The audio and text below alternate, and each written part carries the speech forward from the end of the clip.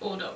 Now if your animal already has sort of a adverse reaction to your harness, you get it out and they run away, or they're really hard to put on, then the first step can be as simple as picking up the harness in random times of the day and going, hey wow, isn't this amazing? And then feeding a high value reward with it. The main things to remember is that to never move the equipment towards the animal. We want to encourage the animal towards the equipment, not the other way around. So this is for a over the head type harness, not a leg through one.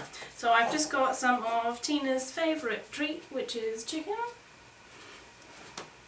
And you just put your hand through the hole, and you might start with rewarding all the way over there. The animal might not be necessarily anywhere near the equipment. If they want to back away, that's fine.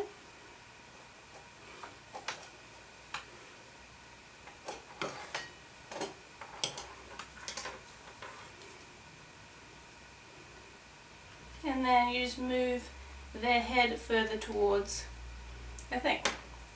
Like I said, at no point move the... It's only when they've sort of got their whole head through the hole that you then try to put the rest of the harness in.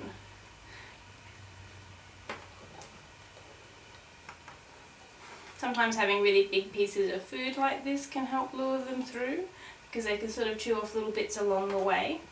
Every time. Good girl, she wants to back away, that's alright. A pull doesn't work, and if they try to go around, it doesn't work. You just reset it. Good girl.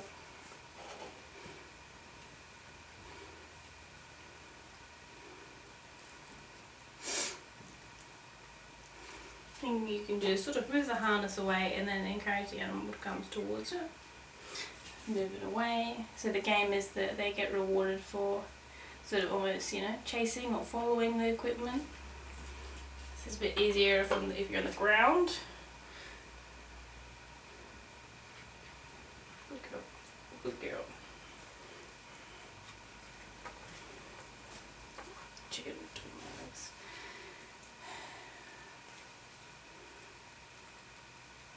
You could also start by making the head hole, even though it might not be, good girl, fitted to them, really large, so it's really easy to get their head through initially.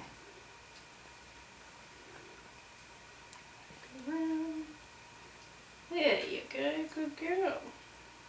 What a good girl. So I'd reward a lot after they get their head in to really say that you did a really great job there, that was really good.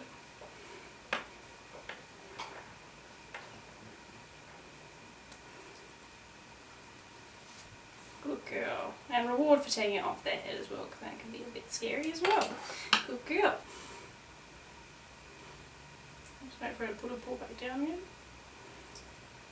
Good girl. Good girl. We're down minutes.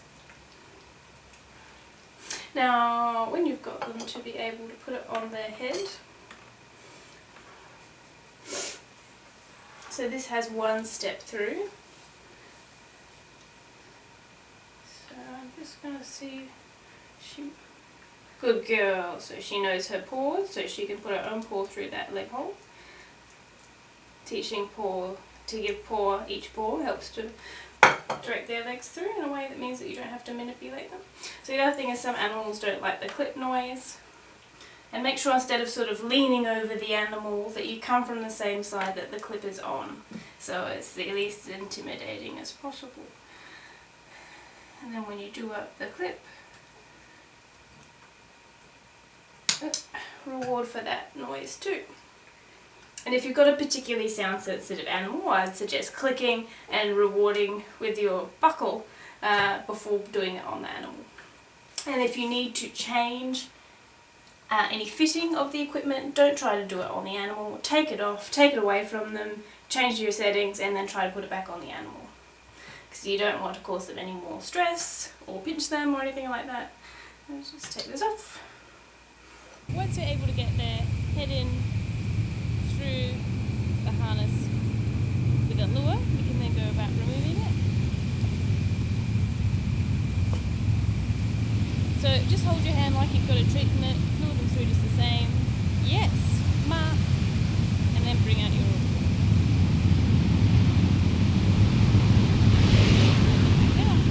And then I like to reset by throwing food away.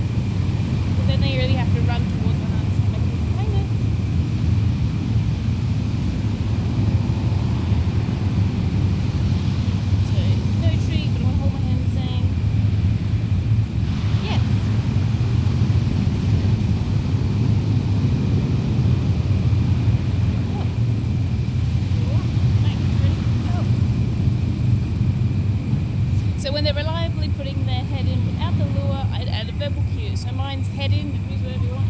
Head in. Yes, good boy.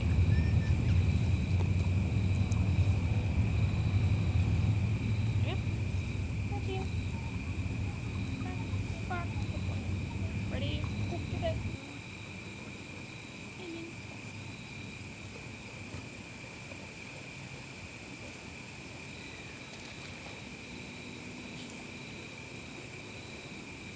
So, like I said before, you do up the buckle on the same side as you. Try not to lean over the dog.